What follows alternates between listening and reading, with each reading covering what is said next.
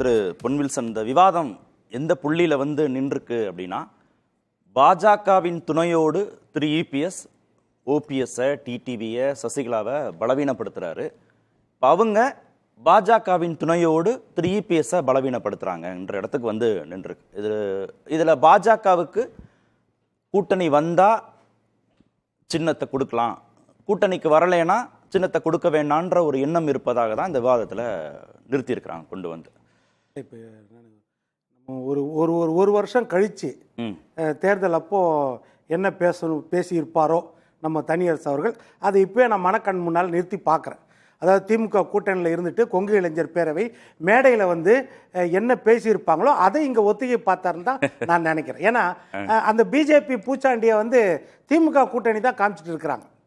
இப்போ இவரும் அதே பூச்சாண்டி தான் காமிக்கிறாரு அப்படின்றத நான் யோசிக்கிறேன். ரெண்டு பேரும் ஓபிஎஸ் இபிஎஸ் இணைஞ்சதுல பாஜகவுக்கு ரோல் இல்லவே இல்லையா? இல்ல, இப்போ பிஜேபியை பொறுத்த வரைக்கும் இணைஞ்சதுல ரோல் இருக்குது. நம்ம சொன்னாலும் தவறு, சொல்லனாலும் தவறு. ஏனென்றால் ஒன்று பிஜேபியை பெருமைப்படுத்துறோமா இல்லை இழுக்குப்படுத்துறோமா? அப்போ ஏன்னா மெஜாரிட்டியாக இருக்கிற ஜனநாயகத்தில் மெஜாரிட்டியாக இருக்கிற ஒரு கட்சியை பிஜேபி தான் ஆட்டு வச்சுன்னு சொன்னோன்னா அது பிஜேபிக்கு கேவலம் மட்டும் இல்லை, அதிமுகவும் கேவலம் இல்லை. அது பெருமைன்னு அவங்க நினச்சிக்கிட்டாங்கன்னா அது அவங்க பொறுப்பு. அதை நான் பெருமையாக அப்படி நினைக்கல. ஏன்னா it is not a vertical division அப்படின்றது கிடையாது. அந்த அளவுக்கு எமர்ஜென்சியே பார்த்த இந்தியாவில் வந்து இந்த மாதிரி அட்டூழியங்கள் எந்த கட்சியும் பண்ண முடியாது அப்படின்றது தான். சரி, திரு கேசிபி கேட்டார்ல, பொதுக்குழு உறுப்பினர்களை திரு எடப்பாடி பழனிசாமி நியமிப்பாரு, அவரை அவங்க எல்லாருமா சேர்ந்து பொதுச் செயலாளர் ஆக்குவதற்கான சட்ட திருத்தங்களை மாத்திப்பாங்கன்னா இது எப்படி ஜனநாயகத்துல சரியானதாக இருக்கும்? அவர் வந்து எப்பவுமே சட்ட விஷயங்களை மட்டும்தான் பேசுவார். பெரிய அளவுல அரசியல்ன்றது பேச மாட்டாரு. அதிமுகவுக்கு இழுக்கா பெருசா பேச மாட்டார். அவரே கொஞ்சம் உணர்ச்சி வசப்பட்டு இப்ப பேசிட்டாரு, அது வேற விஷயம். நான் முதல் தனியரசு சொல்றேன். பிஜேபி ஓபிஎஸ் பேச்சை கேட்காம ஓபிஎஸ்க்கு துரோகம் பண்ணி டிடிவி தினகரன் கையில தான் அடுத்த தேர்தல் போவோம் அப்படின்னு சொன்ன அண்ணாமலைக்கும் துரோகம் பண்ணி டிடிவிக்கும் துரோகம் பண்ணி எடப்பாடி பக்கம் கொடுத்துருவாங்களா? இது நடக்கிற காரியமா? கற்பனையில கூட நம்ம தேட முடியாது இந்த மாதிரி. இது கற்பனையில வந்து இந்த கற்பனை வளம் வந்து தனியரசு அவருக்கு கை வந்த கலை, இவ்வளவுதான், வேற எதுவும் சொல்ல முடியாது. ஏன்னா அவர் பேசுனதுல அந்த மாதிரி. ஏன்னா இன்னொன்னு சொல்றேன், நம்ம ஓபிஎஸ்ஐயோ டிடிவியோ தான் சின்னம் போகுன்றீங்களா? இல்ல, ஓபிஎஸ் இபிஎஸ் பேச்சை கேட்பாங்க. ஆனா அந்த பேச்சை கேட்டு செயல்படுத்துற அளவுக்கு பிஜேபி கிடையாது. அந்த அளவுக்கு அதிமுக எடப்பாடி தலைமையில் இருக்கிற அதிமுகவும் பலவீனம் கிடையாது. ஏனென்றால் இந்த நாட்டில் ஜனநாயகம் இன்னமும் 4 தூண்களான நீதிமன்றத்தில் இருக்குது. நான் இன்னைக்கும் நம்புறேன்.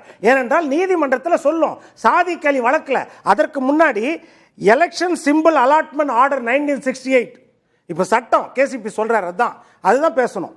ஏனென்றால் 1968 அதுக்கப்புறம் 1971 சாதிக் அலி வர்சஸ் எலெக்ஷன் கமிஷன் அந்த ரிப்போர்ட்ல தான் வந்து அதுதான் முன்னுதாரணம். எப்படி 356 எஸ்ஆர் பொம்மை வழக்கு முன்னுதாரணமோ அது போல இது முன்னுதாரணம். இந்த வழக்கில் பார்த்தீங்கன்னா 4 அம்சங்கள் தான் வந்து தேர்தல் கமிஷன் பார்க்கும் நியாயமா பார்த்தா. ஒன்று சப்போர்ட், ரெண்டாவது அன்சர்டனிட்டி, மூன்றாவது எலெக்ஷன் டைம்ஸ், நாலாவது ரீயூனியன். இந்த 4 தான் பார்ப்பாங்க. முதல் விஷயம் சப்போர்ட். அது சப்போர்ட் அப்படின்னா அதுல முதல் விஷயம்னா majority test. Majority test of the organisational legislative wing. இதுதான் அவங்களுக்கு அந்த சாதிக்கலி வழக்கில் வந்து டைரக்ஷன். அதுதான் ஒன்று ஆர்கனைசேஷனல் விங்ல மெஜாரிட்டி, லெஜிஸ்லேட்டிவ் விங்ல மெஜாரிட்டி. இந்த ரெண்டும் 100க்கு 100%, அதாவது 100% தான் இல்ல. ஒரே வார்த்தை கார்த்திகேயன், இது ஆர்கே நகர்ல ஆர்கே நகர்ல எங்க எடப்பாடி ஐயா கிட்ட தான் நாங்க 122 சட்டமன்ற உறுப்பினர். ஐயா அதெல்லாம் நீங்க பேசுறது அரசியல் ஐயா. ஐயா நான் என்ன சொல்றேன், அதெல்லாம் வேணாம். வெறும் 24,000 ஓட்டு வாங்கி உதயசூரியன் குக்கரிட்ட தோத்துச்சு. உதயசூரியன் வெறும் 24,000 ஓட்டு வாங்கி குக்கரிட்ட தோத்துச்சு. ஆனா அந்த உதயசூரியனை நீங்க விமர்சிக்க மாட்டீங்க. அவர் என்ன கேக்குறாருன்னா, நீங்க மெஜாரிட்டின்னு சொல்றீங்க இல்லையா, பெரும்பான்மைன்னு நீங்க சொல்றீங்க. 123 சட்டமன்ற உறுப்பினர்கள் திரு எடப்பாடி பழனிசாமி கிட்ட இருக்கும் போதானே ஆர்கே நகர் இடைத்தேர்தலில் சின்னத்தை கொடுக்கலன்னு அவர் கேட்கிறார். முதல் இருங்க தனியரசு சார், கொஞ்சம் பொறுமையா இருங்க. வழக்கறிஞர் வாதத்தை முழுசா கேட்டு பதில் சொல்லுங்க. முதல் விஷயம் மட்டும்தான் நான் சொன்னேன். முதல் விஷயம் தான் சப்போர்ட். சப்போர்ட்னா ஆர்கனைசேஷன் லெஜிஸ்லேட்டிவ் மெஜாரிட்டி. இந்த மெஜாரிட்டி இருந்துச்சுன்னா உடனே கொடுத்துரும் அப்படின்றது அதாவது விசாரிக்கக்கூடிய அவகாசம் இருந்தால். ரெண்டாவது வந்து அன்சர்டனிட்டி, அதான் it may be a vertical division 60-40 70-30 அப்படி இருந்தா இருங்க சார் சொல்லி முடிச்சேன் சார் நீங்க பேசுற வரைக்கும் நான் பேச அந்த நாகரிகம் இல்லையா உங்களுக்கு? அவர் பேசவே இல்ல. நீங்க பேசுற வரைக்கும் வாய் மூடி செய்ய சொல்லிட்டு தானே இருந்தேன். சரி அவர் பேச அரை மணி நேரத்துக்கு மேல சும்மா தானே இருந்த. வாய் மூடி கொஞ்ச நேரம் விடுங்க. உங்க சைடு பலவீனமா இருக்கும்போது உங்களால பேச முடியாது. சரி அதுதான் விஷயம். இப்ப அடுத்து சொல்றேங்க அன்சர்டனிட்டினா முடிவெடுக்க முடியாத தருணங்கள்ல அதான் 60 40 30 70 ஓரளவுக்கு இருக்கிற மாதிரி இருந்தா ஒரு ஃப்ரீஸ் பண்ணுவாங்க, டெம்பரரி ஃப்ரீஸ் பண்ணுவாங்க. மூன்றாவது வந்து எலெக்ஷன் டைம். எலெக்ஷன் டைம்ல இப்பதான் சொல்றாங்க ஆர்கே நகர் இவர் சொன்னது, எலெக்ஷன் டைம்ல ஒரு கணிசமான தொகுதி அத பெரிய அளவில் இல்லாம ஒரு உறுப்பினர்கள் 18 உறுப்பினர் 11 உறுப்பினர் நீங்க கொண்டு போய் நிறுத்தும் பொழுது அவர்களுக்கு வெரிஃபிகேஷனுக்கு டைம் இருக்காது. அப்போ டெம்பரரியா ஃப்ரீஸ் பண்ணுவாங்க, முடக்கி வைப்பாங்க. இது மூன்றாவது. நாலாவது வந்து ரீயூனியன். இந்த மாதிரி முடக்கி வச்ச தற்காலிகமாகவோ நிரந்தரமாகவோ முடக்கி வச்ச கட்சிகள் ஒன்றாக சேர்ந்தால் ரீயூனியன் மறுபடியும் அந்த சிம்பிளை கொடுத்துருவாங்க. இந்த 4 இதுல முதல் ஸ்டேஜ் தான் இப்ப நடந்துட்டு இருக்குது. ஓகே, அதுதான் சொல்றேன். நான் வந்து நீங்க 1989 சொல்லலாம், 89 டெம்பரரி ஃப்ரீஸ் தான் எலெக்ஷன் அப்போ. அதே மாதிரி தான் இப்போ 2017 டெம்பரரி ஃப்ரீஸ். பொதுச் செயலாளராக தேர்வு செய்யப்படுவதற்கு முன்பே பைலாவை சட்டத்திற்கு விரோதமாக அவர் திருத்தி பொதுச் செயலாளர் ஆயிட்டாரு அப்படின்னு ஒரு வாதத்தை வைக்கும்போது அதை தேர்தல் ஆணையம் கணக்கிலே எடுத்துக்காதா, நீதிமன்றம் கணக்கிலே எடுத்துக்காதா? BJP matter close. இப்போ கேசிபி சொன்ன சட்ட வழிகள்ல அவர் சொல்ல சட்டத்துல வந்து நுணுக்கங்கள் இருக்கலாம். எப்படின்னா பிஜேபியோட ரோல் இல்லன்றீங்க. ஆமா, பிஜேபி ரோல் இருந்தாலும் முடியாது, பிஜேபியால முடியாதுன்ற. It is not Eknath Shinde, it is not Ajit Pawar. 60-40 70-30 கிடையாது. 99.9% ஒருங்கிணைப்பாளர் கையெழுத்து போட்டு கொடுத்த 2605 பொதுக்குழு உறுப்பினர்கள் யாரு? ஓபிஎஸ் முதல் கையெழுத்து. அதே மாதிரி ஓபிஎஸ் கையெழுத்து போட்டு கொடுத்த 86 மாவட்ட செயலாளர்கள், ஓபிஎஸ் கையெழுத்து போட்டு கொடுத்த 82 தலைமை செயலாளர்கள். இதைத்தான் நான் சொல்றேன். ஓபிஎஸ் கையெழுத்து போட்ட 75 எம்எல்ஏ 66 எம்எல்ஏ. நீங்க இதற்கு முன்பு நடந்த விவாதங்கள்ல குறிப்பிட்டிருக்கீங்க, ஏக்நாத் ஷிண்டேக்கு என்ன நடந்துச்சு பாத்தீங்களா, அஜித் பவாருக்கு என்ன நடந்துச்சு பாத்தீங்களா, அவங்கள்ட்ட தானே இந்த சின்னம் போச்சுன்னு நீங்க சொன்னீங்க. ஆனா அங்க வந்து அவர் சொல்ற மாதிரி பிளவு செங்குத்தா இருந்ததுனால அங்க மாதிரி அதை சாத்தியப்படுத்த முடிஞ்சது. இங்க அப்படி இல்லையே, மெஜாரிட்டியா திரு இபிஎஸ் தானே இருக்குன்னு அவர் கேட்கிறாரு.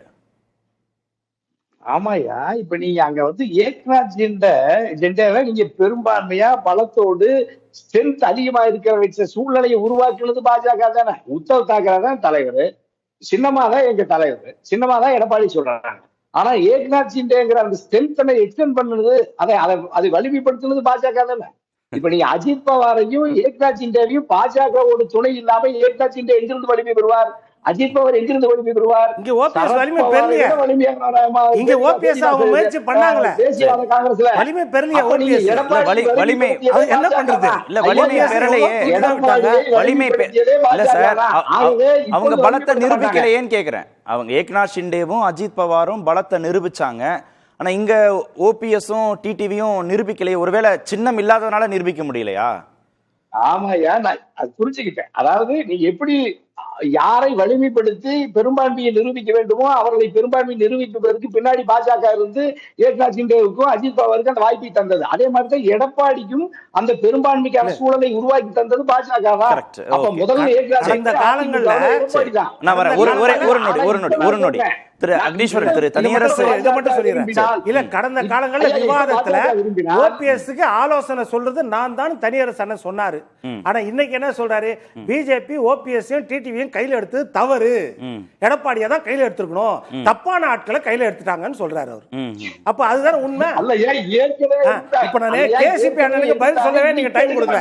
கேசிபி அண்ணன் வந்து 2016 குழுவுல நீங்க பதில் சொல்லலாம். நான் திரு அக்னீஸ்வரன், திரு தனியரசு என்ன சொல்றாருன்னா, யார வந்து ஏக்நாத் ஷிண்டே ஆக்கணும், யார அஜித் பவார் ஆக்கணும், யாருக்கு சின்னம் போகணுன்றத தீர்மானிக்கக்கூடிய இடத்துல பாஜக இருக்கு, அவங்க தான் முடிவு எடுப்பாங்க அப்படின்னா இதுல அவங்களுடைய முடிவு தான் பெரிய முக்கியமான முடிவாக இருக்க போதா? அப்போ சின்னத்தை பொறுத்தவரைக்கும் பாஜகவுடைய முடிவு தான் முக்கியமான முடிவாக இருக்க போதுன்றாரு திரு தனியரசு. சார், ஆரம்பத்திலிருந்து இப்ப வரைக்கும் சார் பெத்த பிள்ளை பேரு சொல்லும் சார், நீங்க சாப்பிட்டது என்ன உணவு அப்படின்றது நமக்கு தெரியும் சார். அதுக்கேற்ற மாதிரி நம்ம ரத்த நாளங்கள் வேலை செய்யும்.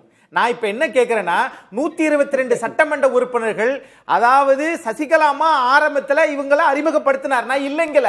ஆனால் அதற்கு பிறகு 122 சட்டமன்ற உறுப்பினர் அதிமுக இருந்தாங்களா இல்லையா? அப்ப பாஜக எப்படி இயக்குச்சு?